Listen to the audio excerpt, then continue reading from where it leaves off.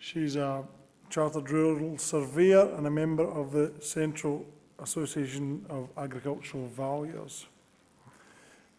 Gail's paper today is Sustainable Land Tenure for the Farmer and the Next Generation, and she's supported by the Royal Welsh Agricultural Society. Gail Lewis.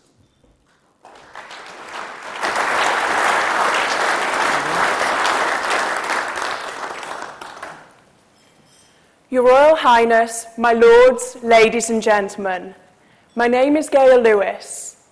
It is indeed both a pleasure and an honour to stand before you today to present my Nuffield study, which was kindly sponsored by the Royal Welsh Agricultural Society.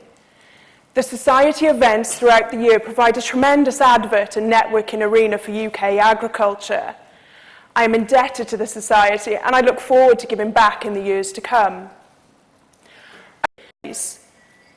Thanks must also go to the Nuffield Farming Scholarships Trust for providing me with the opportunity of a lifetime. My family farm is in Llanidloes, mid Wales. The picture you see behind me depicts myself and my father, many years ago before anyone says. I've always had a keen interest in agriculture, always out with the stock and on my farm. If my mother was approached, she would explain that she used to try and tell me to do my homework.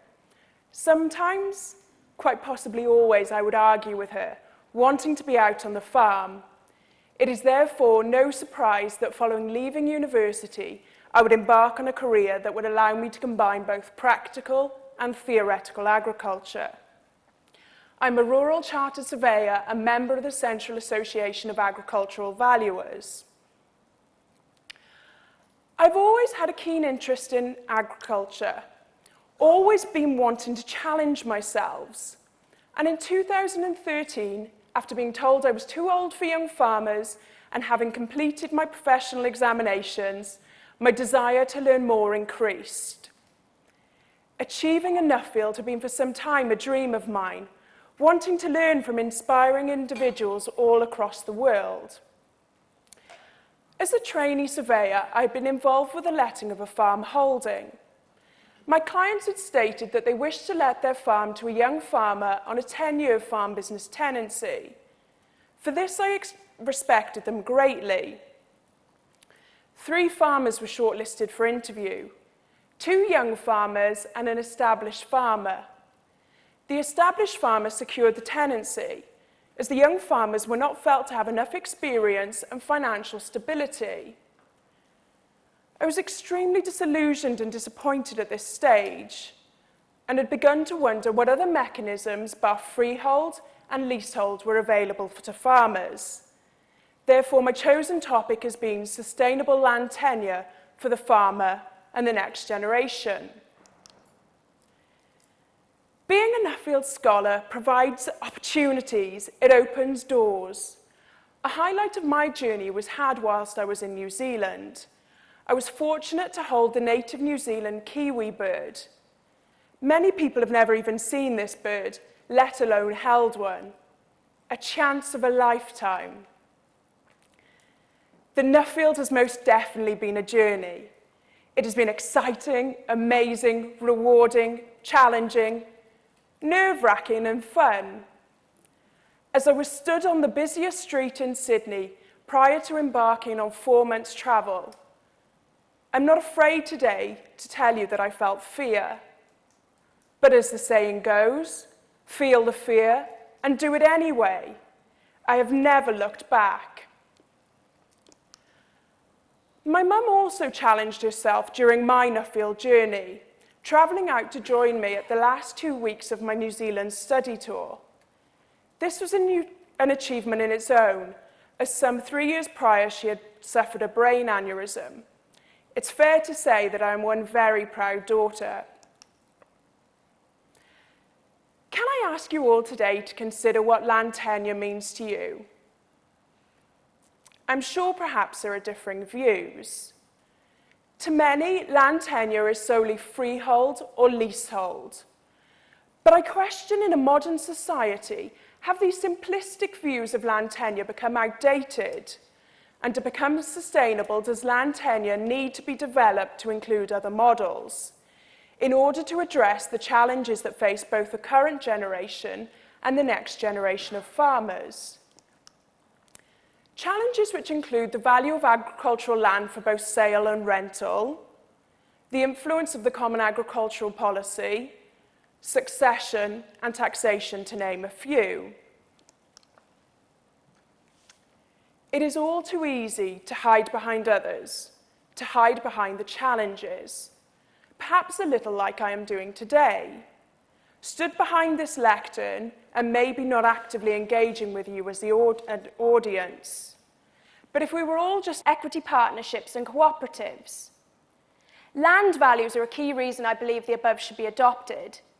It is not only in the United Kingdom, but across my countries visited, both professionals and landowners emphasise to me that land has risen in value dramatically, along with explaining that the relative earning capacity of that same parcel of land has not risen accordingly. Therefore, without increasing intensity or diversification, the returns are just not viable when considering freehold or leasehold. Matt and Julie Ross and Neil and Julia Hamilton are an inspiring pair of couples. They reside on the South Island of New Zealand. Neil and Julie returned home to Neil's family farm during the difficult 1980s, when subsidies were removed from New Zealand and interest rates rose to 22%. Their home farm is in a traditional beef and sheep area. However, they saw the adversity of the times as an opportunity to do something different and developed a dairy unit. They took on young people to work within that unit, and one of those people was Matt Ross. He had no farming background at all, but the couple saw his capabilities and employed him initially as a farm worker, followed by a farm manager, followed by a share farmer, then as an equity partner. And Matt now owns his own farms also. Matt also had a keen interest in architecture and combined this with his passion for the dairy industry, developing one of the best dairy parlours I have ever seen. Professionals in New Zealand have also capitalised upon the challenges in agriculture. An example of this is My Farm. My Farm was established in 1990 and provides investors with opportunities to gain returns from hand-picked New Zealand farms. My Farm investigates the farms on the market and develops a business proposal with the aim of creating a syndicate of investors. During my meeting with them, they explained there is opportunities within their model for a young farmer as a manager of the farm purchased also. The wild card in my travels, Brazil, an emerging country with vast opportunities, but many, many challenges. For my own personal development, I chose to visit Brazil as it was a non-English speaking country. An example that springs to mind is an operation in the south, and that is Eco Citrus. Eco Citrus is a cooperative of farmers initially set up to pool their produce to sell to the market, but today having developed into an inspiring business. They produce packaged juices which are sold across Brazil. The cooperative soon realised they had considerable amounts of secondary products and have developed an anaerobic digestion plant to produce bioethanol. In Ireland, I witnessed a keen drive towards collaborative farming and an understanding of the need to facilitate new land tenure models.